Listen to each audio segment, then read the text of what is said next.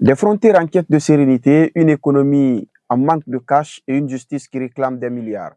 La Guinée a un tournant décisif de son histoire. Bonjour à tous et bienvenue dans Guinée News Podcast. Aujourd'hui, trois thématiques au cœur de l'actualité nationale pour l'analyse.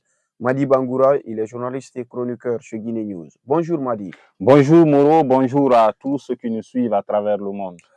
Madi, tout d'abord, cette actualité majeure, après le sommet de Conakry entre la Guinée, le Libéria et la Sierra Leone, Monrovia annonce des mesures fortes pour apaiser les tensions au niveau des frontières, des pays de l'Union, du fleuve Mano notamment.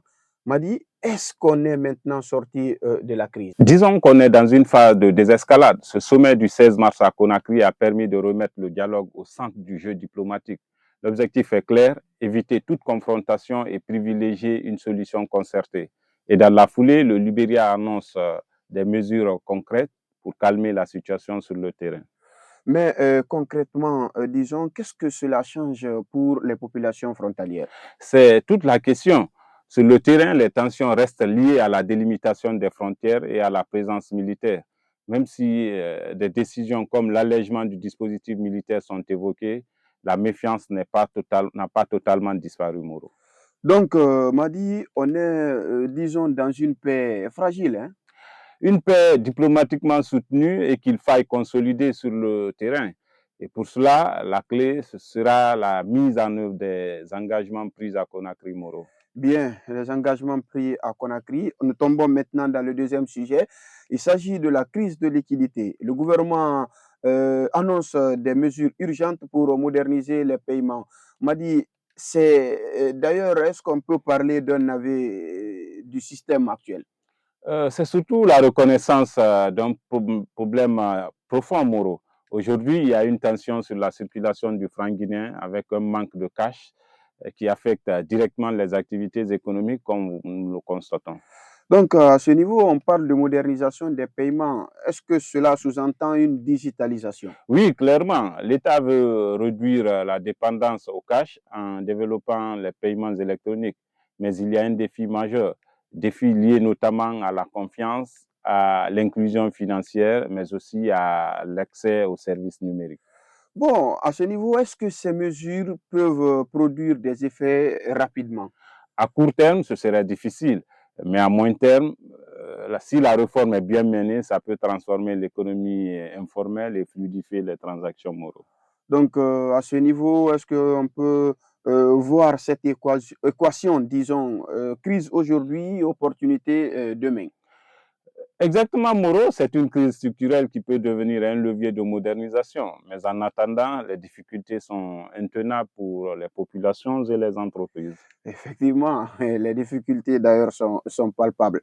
Nous allons maintenant retomber dans le troisième sujet. On va aller au niveau de la justice. La justice et plus précisément la Cour de répression des infractions économiques et financières, la CRIEF, en appel, l'État réclame 10 milliards de francs guinéens à l'ancien gouverneur de la Banque centrale de Guinée, Ibrahima Chérif Ba. Que révèle cette affaire? Cette affaire montre que la lutte contre la corruption reste une priorité affichée.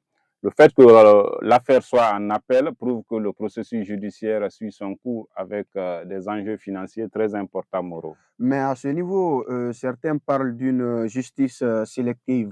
Est-ce que vous partagez ce débat? Ceci est un débat récurrent. La crédibilité de la CRIEF dépendra de sa capacité à traiter les dossiers de manière équitable, transparente et indépendante. Bon, est-ce que ce type de procès peut avoir un impact, notamment sur le plan économique? Oui, clairement, Moreau. Et cela renvoie d'ailleurs à un signal fort aux investisseurs. Ça touche également la gouvernance financière, mais aussi l'influence, ça influence plutôt la perception du climat des affaires. Frontières sous tension, économie sous pression, justice sous surveillance, trois fronts différents, mais un même enjeu, la stabilité du pays. Merci Madi pour cet éclairage. Merci à vous de nous avoir suivis. Rendez-vous demain pour un nouveau numéro de Guinée News Podcast. D'ici là, l'essentiel de l'actualité nationale, c'est sur Guinée News et toutes les autres plateformes de Guinée News. À très bientôt. Ce podcast vous est offert par Orange, leader de la téléphonie mobile en Guinée. La Lonagui, la fortune aux parieurs, les bénéfices à la nation. UMS, leader de la logistique minière et pétrolière en Guinée et dans la sous-région.